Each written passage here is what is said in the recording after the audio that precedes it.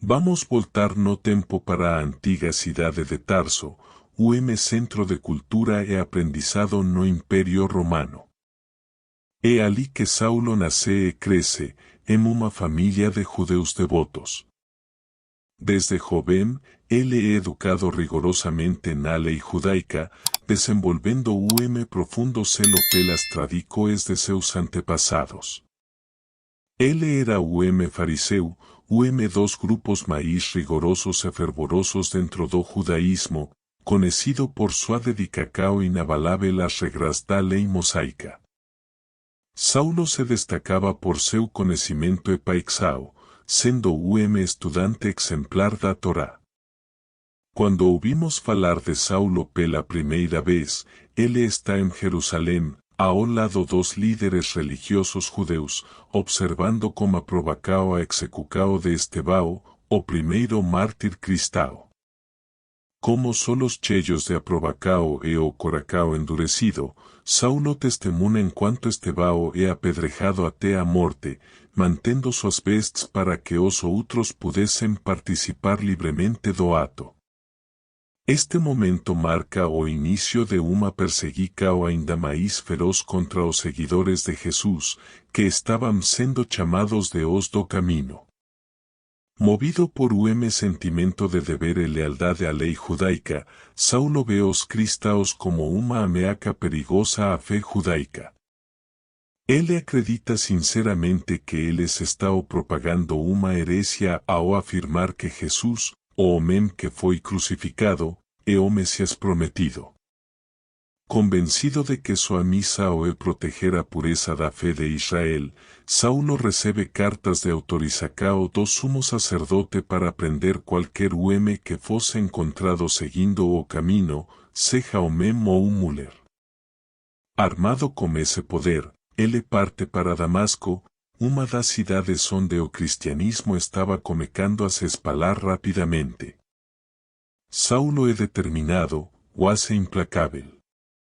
Seu celo é tão intenso que não mede esforços para capturar e prender os cristãos, muitas vezes os submetendo a interrogatórios e, em alguns casos, aprovando até mesmo suas mortes. Ele é temido pelos cristãos e respeitado pelos líderes judeus, que o veem como guerreiro defensor da fé. Enquanto viajava em direção a Damasco, Saulo estava provavelmente acompanhado de outros homens, talvez soldados ou guardas do templo, todos marchando sob o calor escaldante do deserto. Em sua mente, não havia dúvidas. Ele tinha propósito claro, extinguir o que acreditava ser uma chama herética que ameaçava consumir o verdadeiro judaísmo. No entanto, Saulo mal sabia que a estrada que ele percorria não o levaria a uma vitória contra os cristãos, mas a uma derrota pessoal que mudaria completamente sua vida. Neste ponto da história, Saulo é o antagonista do cristianismo. Ele representa tudo o que os cristãos temem, a forca da tradição religiosa que, na sua cegueira, não consegue ver o cumprimento das promessas de Deus em Jesus Cristo. Ele é o homem de convicções intensas, disposto a sacrificar tudo em nome de sua causa, mas também está completamente alheio à verdade que está prestes a encontrar. Este é o Saulo de Tarso, fervoroso, determinado, convencido de que está fazendo o trabalho de Deus, mas caminhando em uma direção contrária ao plano divino.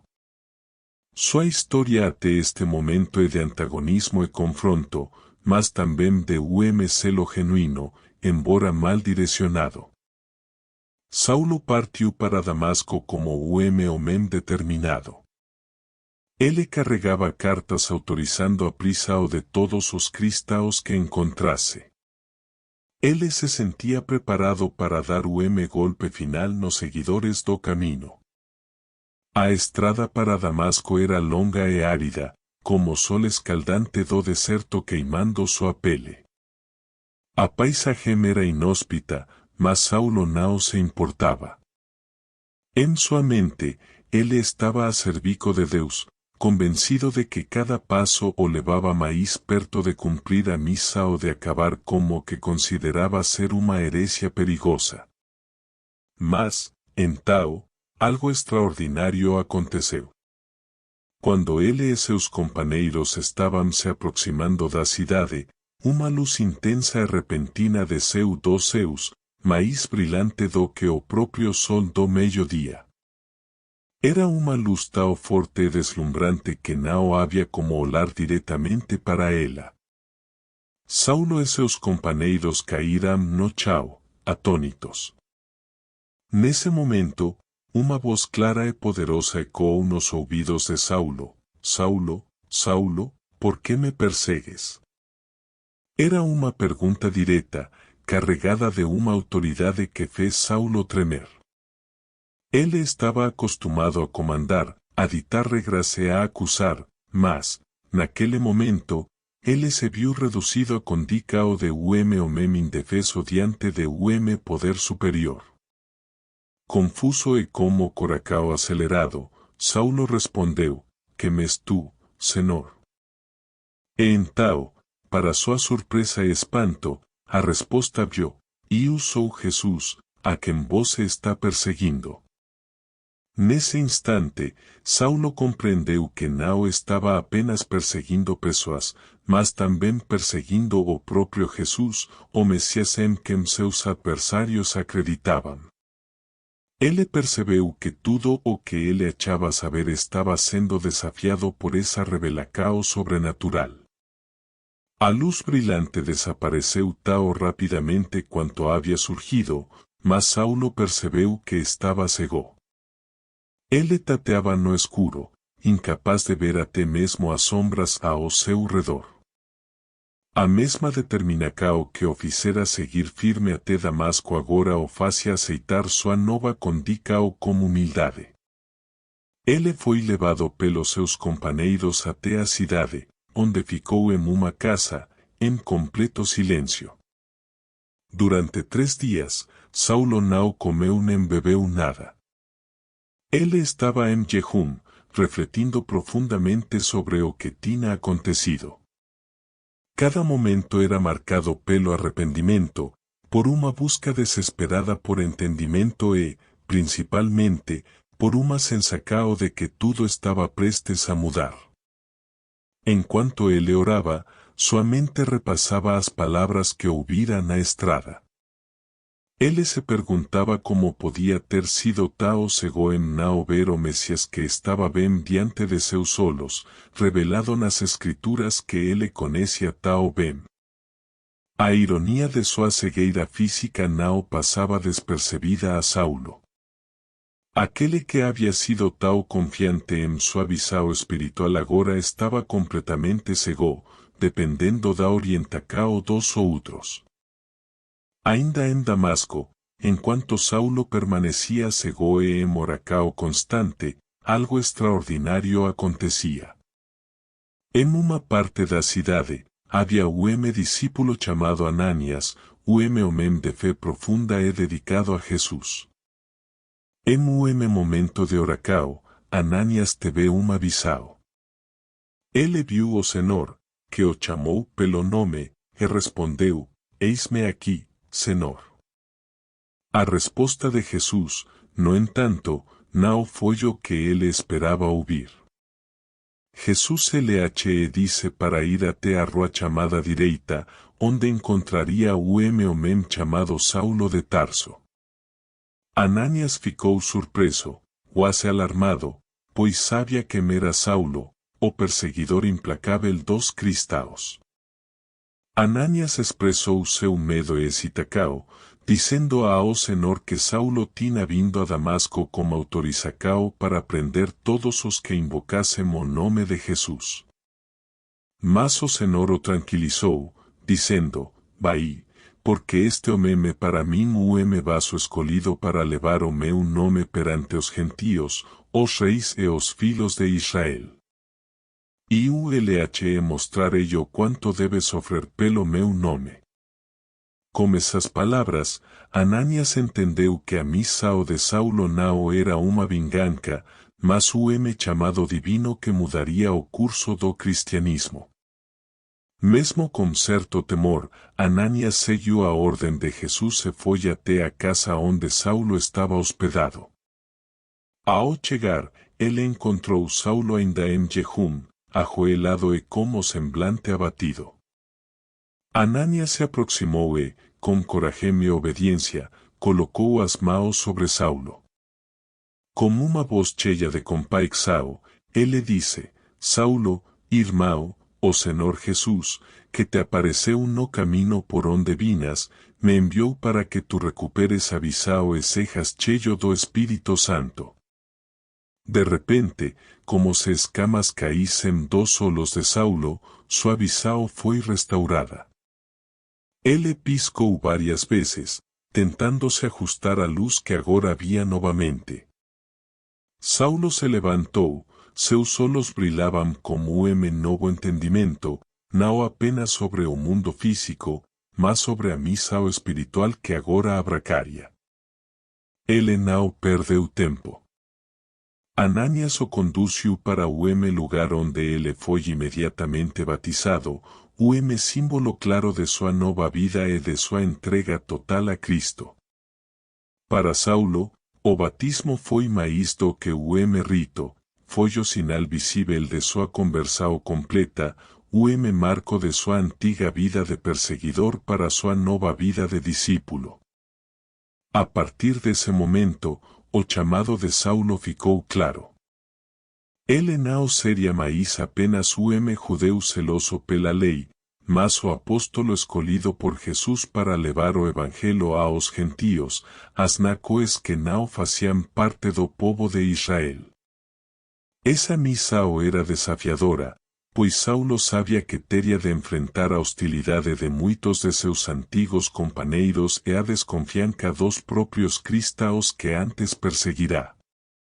No entanto, ele aceitou o chamado como uma paixão ainda maior do que aquela que antes usava para perseguir os cristãos.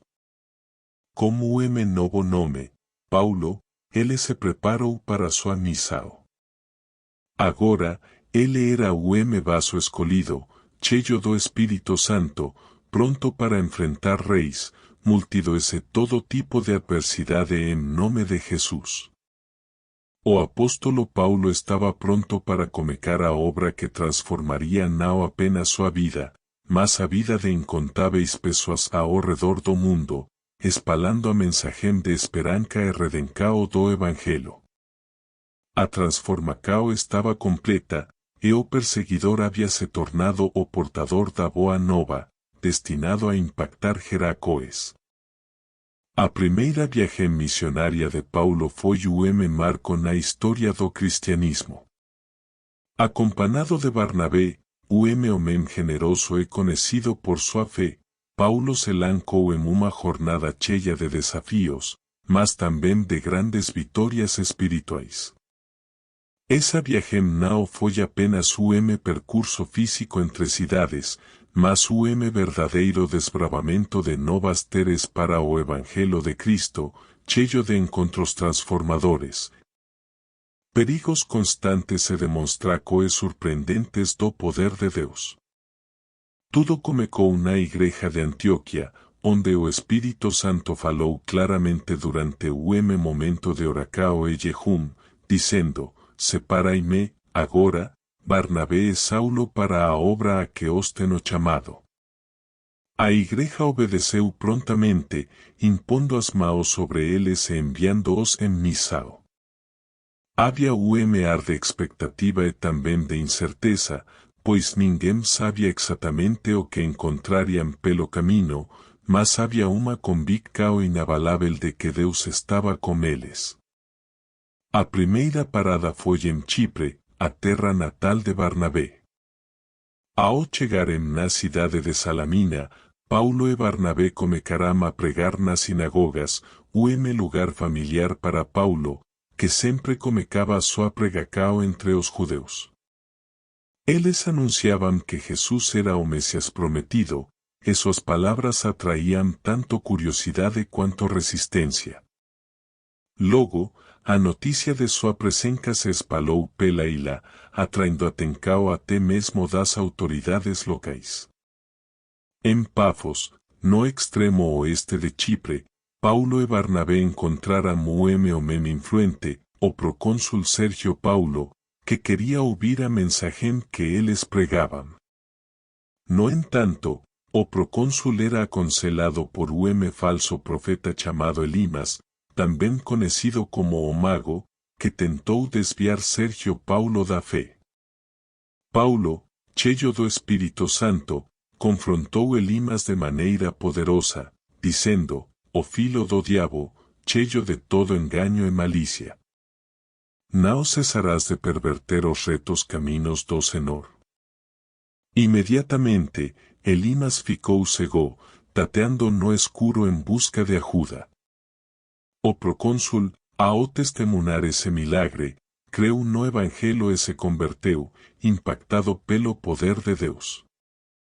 Após Chipre, Paulo e Barnabé seguirão para a região da Panfilia, na atual Turquia, chegando à cidade de Perge. Foi ali que o jovem discípulo chamado João Marcos, que os acompanhava, decidiu retornar a Jerusalém, deixando Paulo e Barnabé prosseguirem sozinhos. A decisão de João Marcos causou uma frustração em Paulo, mas ele e Barnabé continuaram firmes, determinados a completar a missão. Em Antioquia da Pisídia, Paulo novamente começou a pregar nas sinagogas, e sua mensagem mais uma vez causou impacto.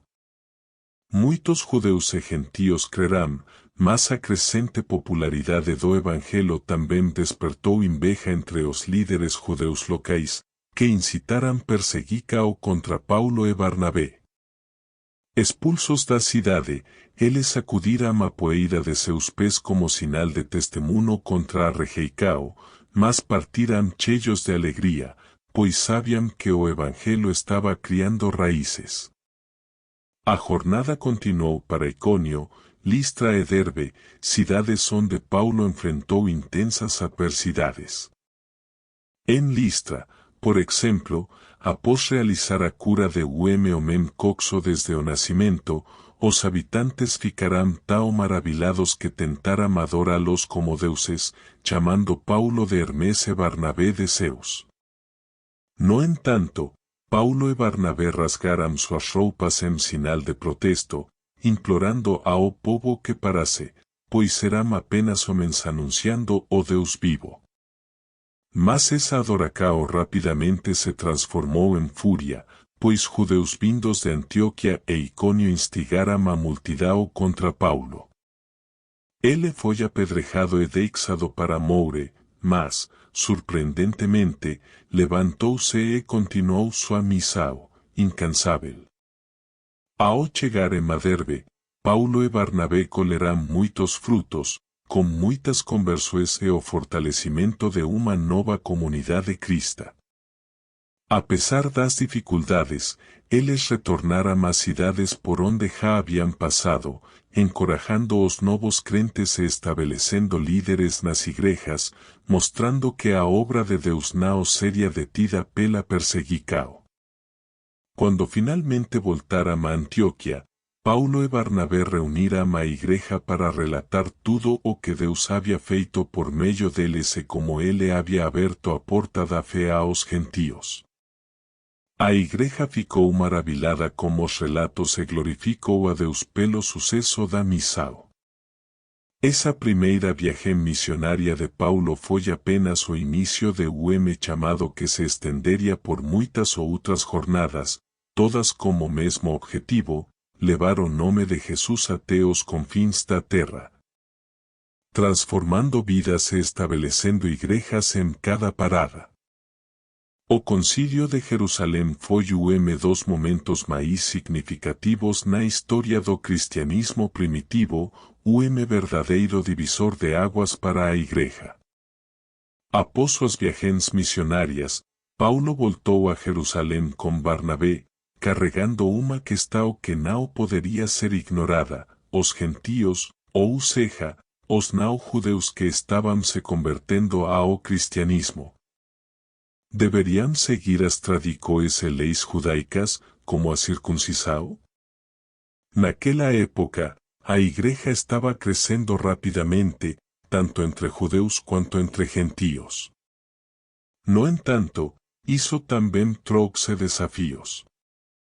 Alguns judeus convertidos, chamados de judaizantes, acreditaban que os gentíos precisaban se submeter à lei mosaica para serem verdadeiramente parte do povo de Deus. Para eles, a circuncisao, que era o sinal da aliança de Deus com Abraão, era uma condição essencial. Isso criou conflito teológico profundo dentro da comunidade cristã, colocando em risco a unidade da igreja. Paulo chegou a Jerusalém determinado, pois já havia testemunado o agir de Deus entre os gentíos durante suas missões. Ele sabia que o evangelho que pregava não era baseado em obras da lei, mas na fé em Jesus Cristo, uma fé que trazia salvação pela graça. Ao lado de Barnabé, Paulo se preparou para defender essa mensagem no concílio, que era composto pelos apóstolos e anciãos da igreja, incluindo Pedro e Tiago, irmão de Jesus, que tinha grande influência na igreja de Jerusalém. O concílio começou como uma longa discussão.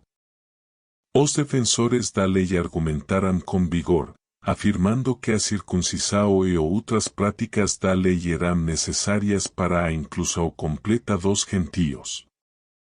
Paulo e Barnabé, por sua vez, compartilharam relatos impressionantes sobre como Deus estava operando entre os gentíos, sem exigir a observância da lei mosaica.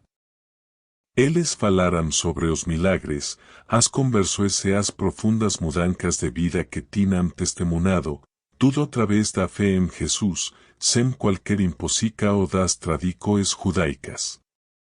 Então, Pedro se levantou para falar. Ele lembrou a todos de como Deus o havia usado para pregar aos gentíos pela primeira vez, quando o Espírito Santo desceu sobre a casa de Cornélio, centurião romano, sem qualquer exigência de circuncisão. Pedro declarou: por que, pois, tentais a Deus, pondo sobre o pescoço dos discípulos o jugo que em nossos país poderão suportar? Cremos que somos salvos pela graça do Senhor Jesus, assim como eles. Suas palavras trouxeram silêncio reverente ao concílio, deixando claro que Deus não fazia distinção entre judeus e gentíos na salvação. Tiago, reconhecido por sua sabedoria e autoridade, foi o último a falar. Ele destacou como as escrituras já previam que Deus chamaria o povo para si entre os gentíos. Citando o profeta Amós, ele afirmou que era do plano de Deus restaurar todas as nações por meio do Messias. Tiago sugeriu que os gentíos não precisavam ser obrigados a seguir a lei de Moisés, mas propôs algumas recomendações práticas para promover a convivência harmoniosa entre judeus e gentíos na igreja. Como se abster de alimentos sacrificados a ídolos, de sangue e de imoralidade sexual. Com essas palavras, o concílio chegou a uma decisão unânime: a salvação é pela graça, e não pelas obras da lei. Os gentíos não precisavam ser circuncidados para serem parte da igreja. Esta decisão foi mais do que uma vitória teológica, foi a abertura oficial do cristianismo a todas as nações, confirmando que o evangelho era para todos, independentemente de origem, cultura ou tradição. A notícia dessa decisão foi levada a Antioquia por Paulo e Barnabé, acompanhados de outros líderes, levando alegria e alívio às comunidades gentias. Foi momento de triunfo espiritual, pois a igreja se posicionou claramente a favor da liberdade em Cristo, reafirmando que a cruz era suficiente para a salvação. O Concilio de Jerusalén estabeleceu principio fundamental que sustentaría a misa o de Paulo nas próximas décadas. A Igreja de Cristo era verdadeiramente universal. Sem barreiras de lei ou tradicao que pudessem limitar o alcance do Evangelho. Com essa decisão, Paulo partiu ainda mais determinado a levar a mensagem de Jesus a cada canto do mundo conhecido, sabendo que sua missão agora estava firmemente respaldada pelos pilares da Igreja em Jerusalém.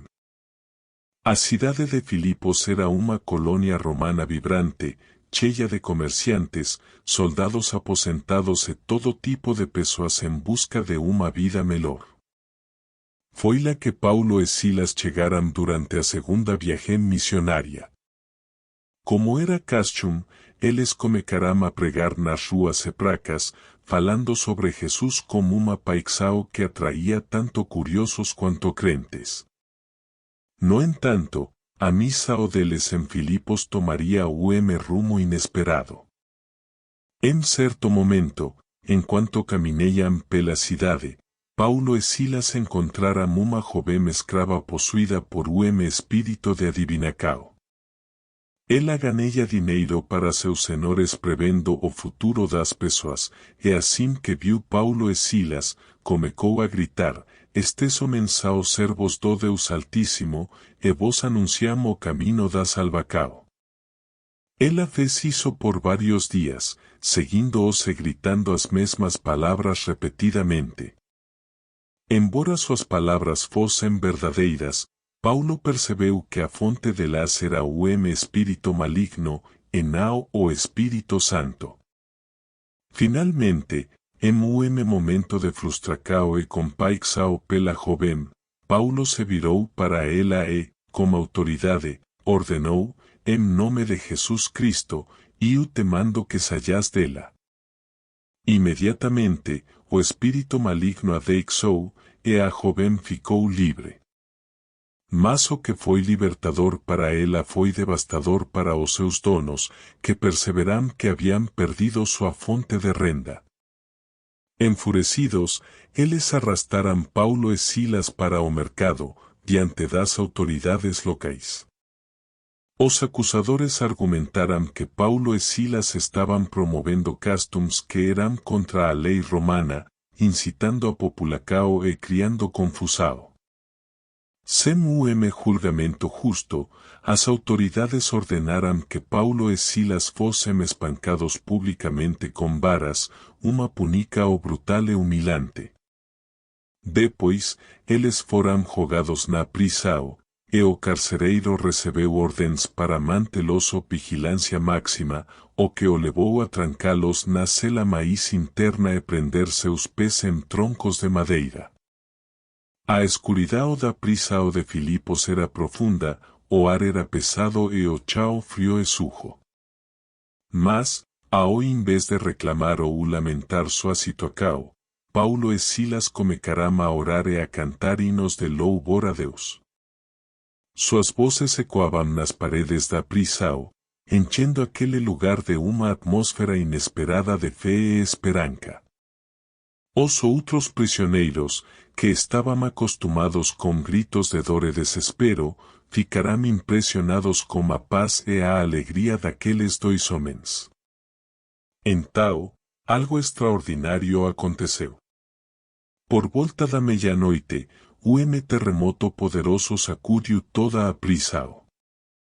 As portas da cela se abriram como estrondo, e as correntes que prendiam os prisioneiros se soltaram como se fossem feitas de papel. O carcereiro, acordado pelo barulho e vendo as portas abertas, pensou que todos tinham fugido.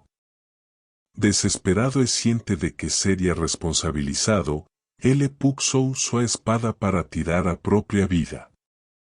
Mas antes que ele pudesse fazer qualquer coisa, Paulo gritou: "Não te facas nenhum mal. Estamos todos aqui."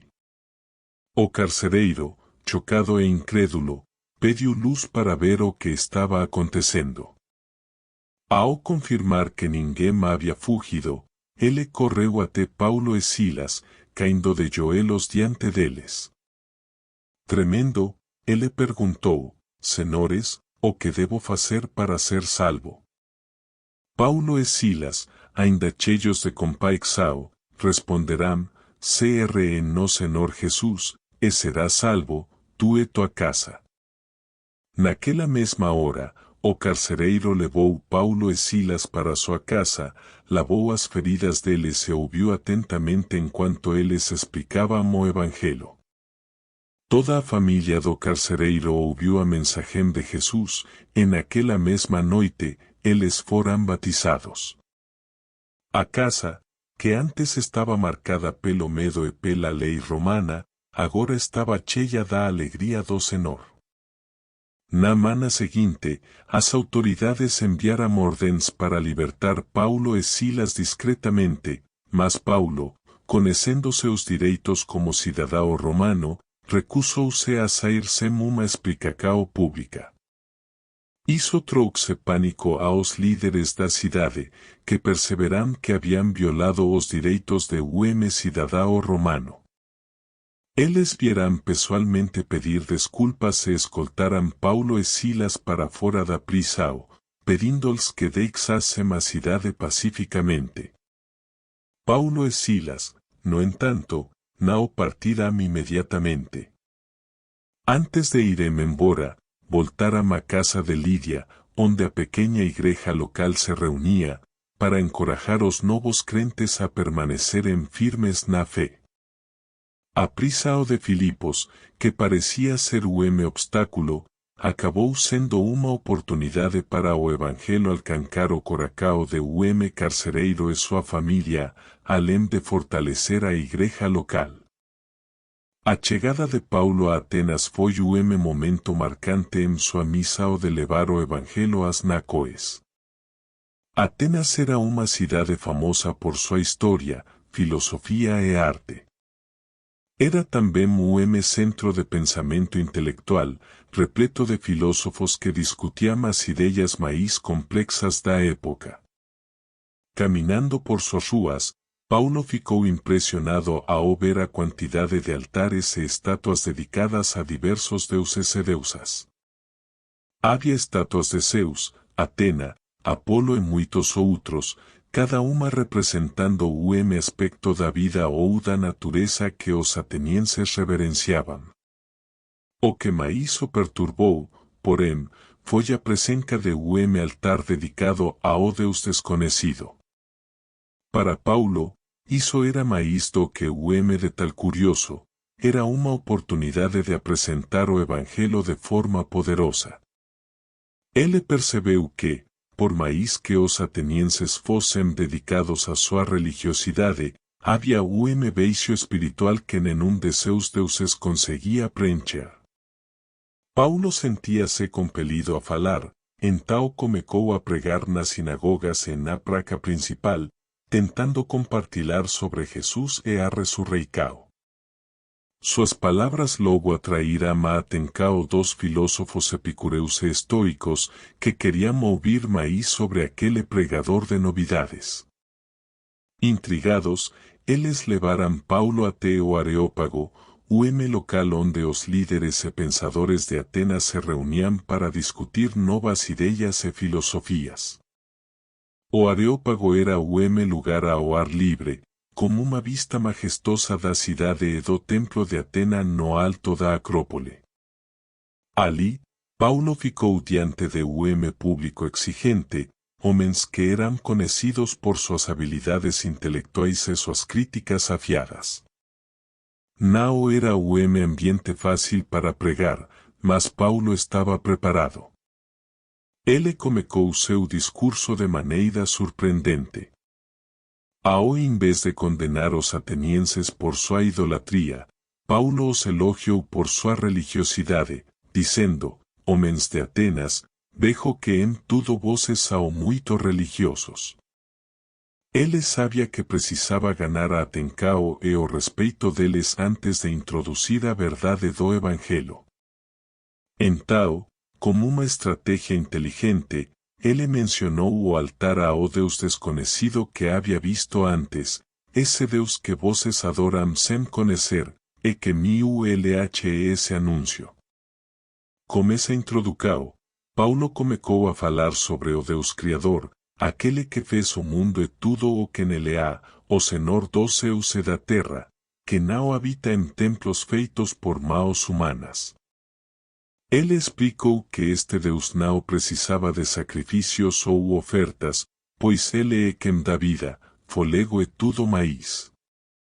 Paulo estava tentando quebrar o conceito de deuses que dependiam dos homens para serem adorados, introduzindo o conceito de Deus autoexistente e soberano, que não é limitado por templos de pedra ou estátuas de bronze.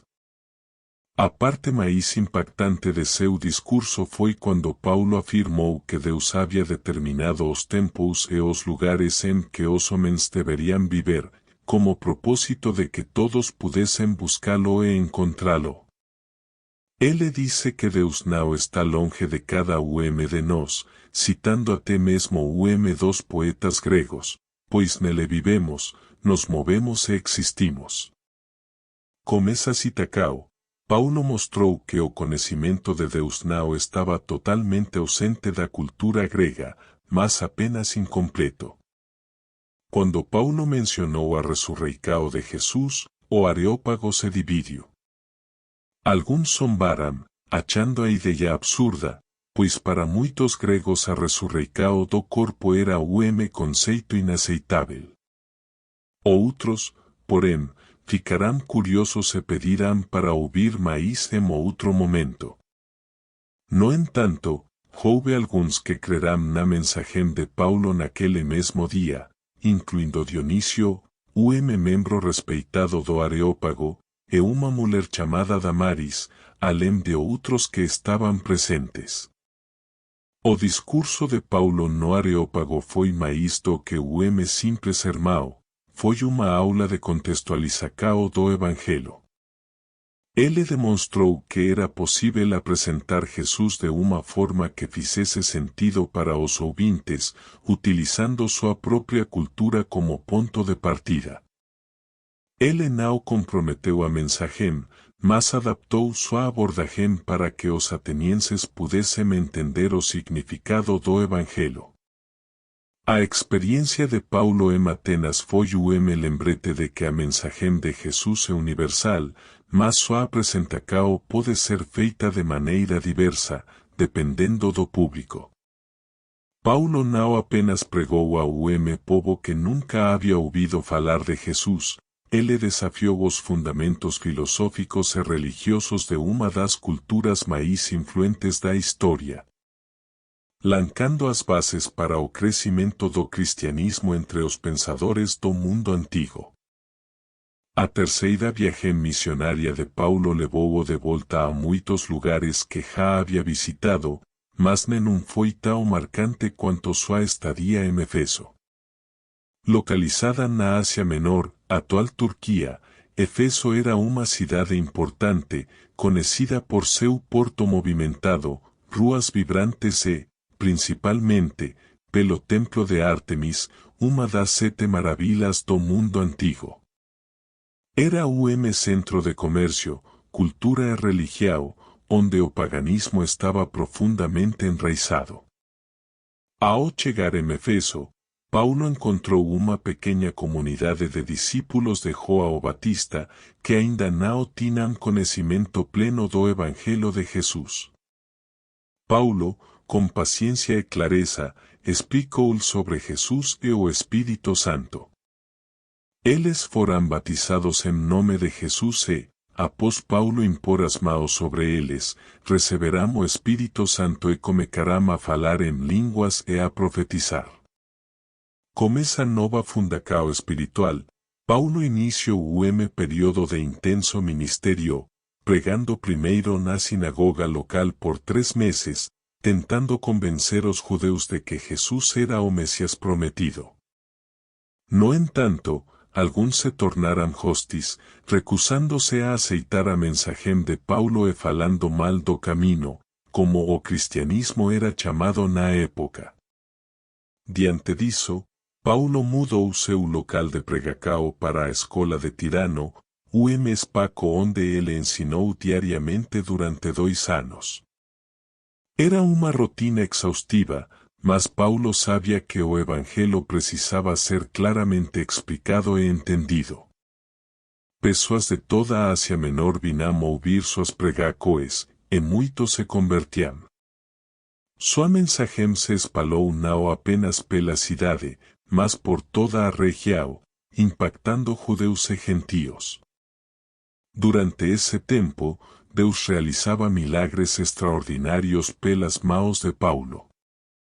Tanto que até lencos e aventais que ele tocava eram levados aos doentes, e eles eram curados. Além disso, espíritos malignos eram expulsos, mostrando o poder de Jesus sobre todas as forcas espirituais. A cidade de Éfeso, famosa por suas práticas de magia e ocultismo, ficou perplexa com o poder de Deus que age através de Paulo. Mas essa crescente popularidade do cristianismo também começou a ameaçar uma figura central na vida de Éfeso, Ártemis, a deusa da fertilidade, cujo culto estava intimamente ligado à economia local. Muitos artesanos, liderados por um homem chamado Demétrio, ganhavam a vida fabricando pequenos ídolos de prata de Ártemis, vendidos a peregrinos e adoradores que vinham de longe para prestar culto no grande templo. Demétrio, percebendo a ameaça financeira que o evangelho representava, convocou uma reunião com outros artesanos. Com voz firme e tom alarmista, ele disse: Homens, voses sabem que nossa prosperidade vem deste ofício. E voses está ouvindo e ouvindo que não só em Éfeso, mas em quase toda a Ásia, este Paulo tem persuadido e desviado uma grande multidão, dizendo que os deuses feitos por mãos humanas não são deuses de verdade. Essas palavras inflamaram os ânimos dos artesanos, que começaram a gritar: Grande é a Ártemis dos Efésios. O tumulto rapidamente tomou as ruas da cidade, com uma multidão enfurecida se dirigindo ao teatro de Éfeso, grande anfiteatro ao ar livre que comportava cerca de 25.000 pessoas. Eles arrastaram dos companheiros de Paulo, Gaio e Aristarco, para o teatro, enquanto a multidão continuava clamando em defesa de sua deusa. Paulo, ao ouvir sobre o tumulto, quis entrar no teatro para falar à multidão, mas seus amigos e alguns oficiais romanos que o conheciam persuadiram-no a não ir, pois temiam pela sua segurança. Enquanto isso, a confusão dentro do teatro aumentava, com muitos nem sabendo o motivo exato pelo qual estavam ali. Foi então que o escriba da cidade, oficial romano responsável pela ordem pública, conseguiu acalmar a multidão. Ele explicou que não havia razão legal para aquele tumulto, e que qualquer questão contra Paulo deveria ser levada aos tribunais, conforme a lei romana. Ele alertou que os líderes romanos não tolerariam distúrbio tão grande sem justificativa. Com isso, a multidão se dispersou, embora ainda houvesse uma tensão latente na cidade. Diante dessa oposição e do risco crescente à segurança da igreja em Éfeso, Paulo decidiu que era hora de seguir para outra missão. Mas antes de partir, ele reuniu os líderes da igreja local, encorajando-os com palavras de fé e amor. Ele sabia que não veria muitos deles novamente, o que tornou essa despedida especialmente emocionante. Com lágrimas nos olhos, ele os lembrou de sua própria dedicação ao Evangelho, exortando-os a cuidarem bem do rebanho de Deus e a permanecerem firmes, mesmo diante de provações. O retorno de Paulo a Jerusalém foi marcado por profundo senso de missão e coração cheio de coragem. Ele sabia que sua decisão de voltar à cidade sagrada estava carregada de riscos, pois muitos dos líderes judeus o consideravam um traidor.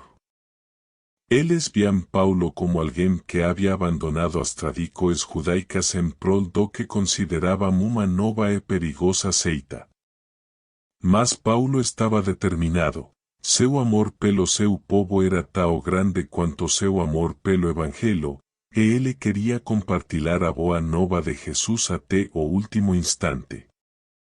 Ao chegar a Jerusalém, Paulo foi recebido calorosamente pelos cristãos locais, especialmente por Tiago, o irmão de Jesus, e pelos anciãos da igreja. Paulo relatou as grandes coisas que Deus estava fazendo entre os gentios, e houve muita alegria e louvor a Deus. No entanto, os líderes da igreja o alertaram sobre os rumores que corriam pela cidade. Muitos judeus celosos acreditavam que Paulo estava ensinando os judeus da diáspora a abandonarem a lei de Moisés. Algo que era visto como sacrilégio.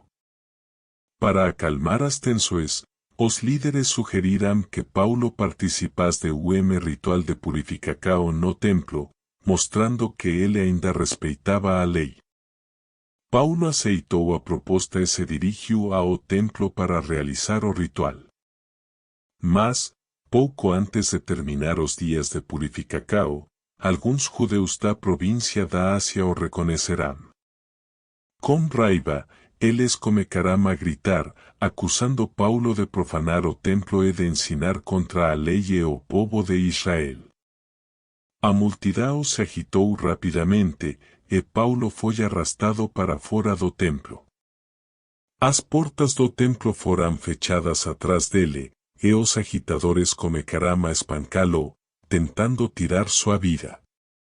O tumulto se espalhou rapidamente, e toda a cidade ficou em alboroco. Por sorte, destacamento de soldados romanos, liderado pelo comandante Cláudio Lísias, chegou a tempo de impedir que Paulo fosse linchado. Vendo a confusão, os soldados prenderam Paulo, tentando entender o motivo do tumulto. A multidão gritava acusações confusas, e os soldados tiveram que carregar Paulo nos ombros para protegê-lo da violência crescente. Enquanto era levado para a fortaleza Antônia, Paulo pediu permissão para falar à multidão. O comandante, surpreso por Paulo falar grego, permitiu que ele se dirigisse ao povo. Paulo se levantou e, como gesto de mão, fez silêncio se espalar. Em hebraico, ele começou a contar sua própria história, de como era o fariseu celoso que perseguia os cristãos, mas como havia encontrado Jesus no caminho para Damasco. A multidão ouviu com atenção, mas quando Paulo mencionou sua missão aos gentios, a ira deles foi novamente inflamada. Tirem este homem da terra. Ele não merece viver, gritavam. Os soldados levaram Paulo para dentro da fortaleza e estavam prestes a acoitá-lo para obter uma confissão, quando Paulo revelou que era cidadão romano. Essa revelação mudou tudo, pois era ilegal acoitar o cidadão romano sem julgamento. O comandante ficou alarmado e imediatamente ordenou que Paulo fosse solto das amarras, mas manteve-o sob custódia para sua própria segurança. Paulo foi então levado perante o Sinédrio, o Conselho Supremo dos Judeus, para o julgamento mais formal. Ele sabia que estava em ambiente hostil, mas usou sua sabedoria para dividir o Sinédrio, composto de saduceus e fariseus. Ao declarar-se o fariseu e dizer que estava sendo julgado por causa da esperança na ressurreição dos mortos. Isso causou uma disputa acalorada entre os dois grupos, pois os fariseus acreditavam na ressurreição, enquanto os saduceus não. Paulo foi levado de volta para a fortaleza para evitar mais violência. durante a noite, o próprio Senhor apareceu a Paulo e disse, coragem. Assim como você testemunhou a meu respeito em Jerusalém, também deverá testemunhar em Roma. Essas palavras de Jesus encheram o coração de Paulo de forca e esperança, mesmo sabendo que sua jornada seria longa e cheia de desafios. No dia seguinte, grupo de mais de 40 judeus fez juramento de não comer nem beber até que matassem Paulo. Mas o sobrino de Paulo ouviu sobre o complô e alertou o comandante romano, que agiu rapidamente. Paulo foi escoltado durante a noite, sob forte guarda, para Cesareia, onde seria julgado pelo governador romano Félix. Em Cesareia, Paulo enfrentou várias audiências diante de governadores romanos, incluindo Félix, Festo e, eventualmente, o rei Herodes Agripa II. Em cada audiência, Paulo não apenas se defendeu das acusações, mas também aproveitou a oportunidade para compartilhar o Evangelho. Diante de Agripa, Paulo fez discurso tão convincente que o rei comentou, por pouco, você me persuade a me tornar cristão. Mas, sabendo que sua vida estava em risco em Jerusalém, Paulo apelou para César, direito garantido a todos os cidadãos romanos. A viagem para Roma foi cheia de desafios, incluindo o naufragio na ilha de Malta, onde Paulo continuou a pregar e a realizar milagres. Mesmo sob prisão domiciliar em Roma, ele recebia visitantes e escrevia cartas para as igrejas que havia fundado, fortalecendo-as na fé. Algumas dessas cartas, como Efésios, Filipenses, Colossenses e Filemón, se tornaram parte do Novo Testamento, influenciando geracoes de cristãos ao redor do mundo.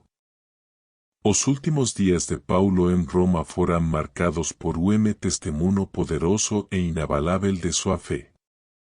Após uma longa jornada que incluía o naufragio em Malta e uma travessia desafiadora até a Itália, Paulo finalmente chegou a Roma, a capital do Império Romano.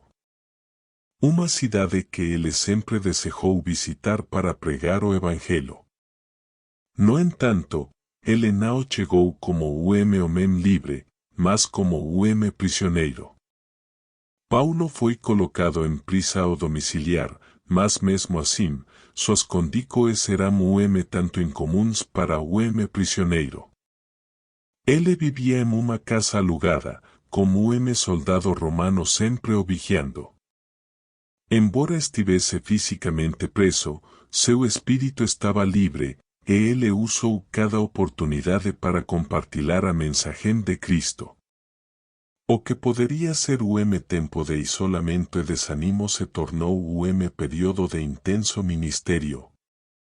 Desde o início de sua estadia, Paulo recebeu visitantes. Eles eram cristãos, curiosos, novos convertidos e até mesmo alguns líderes romanos que haviam ouvido falar sobre o apóstolo dos gentios. Paulo falava com eles sobre o reino de Deus, ensinava sobre Jesus e explicava as escrituras com uma paixão e clareza que tocavam o coração de todos que o ouviam. Ele sabia que o tempo poderia ser curto, então cada conversa era uma chance de levar o Evangelho adiante. Durante esses 2 anos de prisão domiciliar, Paulo também escreveu algumas de suas cartas mais profundas e inspiradoras que hoje conhecemos como parte do Novo Testamento. Ele escreveu aos Efésios, destacando a unidade do corpo de Cristo e o poder da armadura espiritual, aos Filipenses, encorajando-os a ter alegria em meio às dificuldades e a ter a mesma atitude humilde de Cristo. Aos Colossenses, explicando a supremacia de Jesus sobre todas as coisas, e a Filemón, pedindo perdão e aceitacao ao escravo fugitivo convertido. Mesmo preso, Paulo continuou guiando as igrejas que havia fundado, mostrando que a palavra de Deus não pode ser acorrentada. Dos momentos mais marcantes durante sua prisão foi quando ele reuniu os líderes judeus de Roma em sua casa para explicar por que estava ali. Ele contou sua história, desde sua conversão no caminho para Damasco até o motivo de sua prisão, a esperança na ressurreição de Jesus. Alguns creram e se uniram a ele, enquanto outros rejeitaram a mensagem, mas Paulo permaneceu fiel a sua missão, pregando com ousadia e sem impedimento. Apesar das incertezas sobre o futuro, Paulo nunca perdeu sua fé. Ele sabia que estava exatamente onde Deus queria que ele estivesse, mesmo que fosse em uma prisão.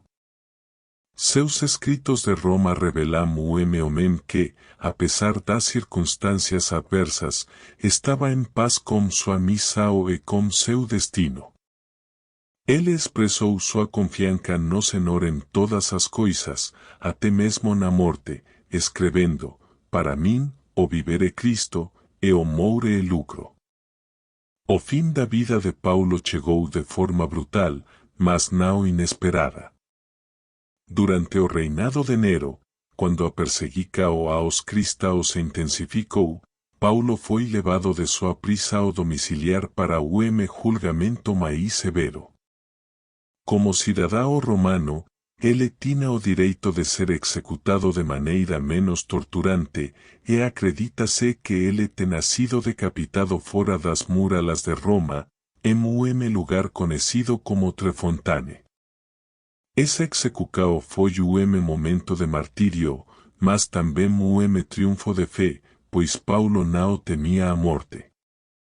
Ele sabia que sua vida estava nas mãos de Cristo, e que sua missão na terra estava cumprida.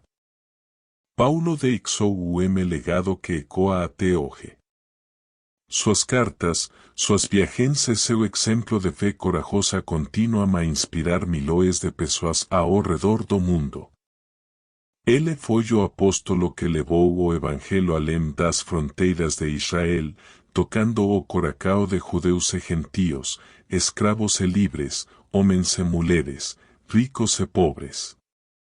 Sua vida é testemunho de que, quando estamos dispostos a seguir o chamado de Deus, mesmo as maiores barreiras podem se transformar em portas abertas para o reino de Deus.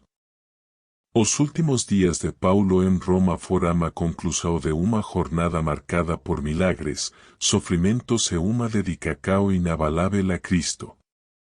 Mesmo na morte, Paulo cumpriu seu chamado de apóstolo dos gentios, e seu testemunho continua a ser uma chama viva de esperança, coragem e fé inabalável no Evangelho de Jesus Cristo.